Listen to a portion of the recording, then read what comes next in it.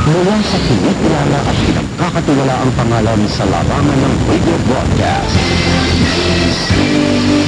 Bumabailan lang ang nag-iisang FM radio network na tumulong malawak at may kapangyarihan. Mula silangan hanggang kanluran, mula Hilaga hanggang Katimugan, 100 ng radyo natin ng nilingkod sa buong katuluan. Kasama ang 200 tagapagtulak buhat sa Luzon, Visayas at Mindanao. Anumang kaganapan, ihahatid sa bayan.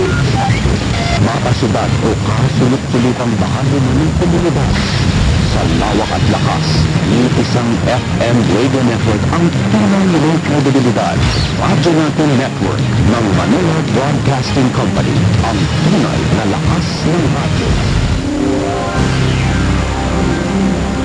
This is Radyo Natin Calamba City, member of Radyo Natin Network under the Manila Broadcasting Company, with a studio and transmitter located at Barangay Tibag, Calamba City, with a power output of 50 watt and with NTC permit number BSD-0005-2002, obtained and operated by the following personnel: Mr. Victor Istelok with NTC license number 95-1TI-14184 and Mr. Saldi Kitale with NTC license number 95-1PNCR-15119. Radio Natin Calamba City is a commercial radio station maintained and operated by Laguna Broadcasting Service. Ladies and gentlemen, we are now signing off.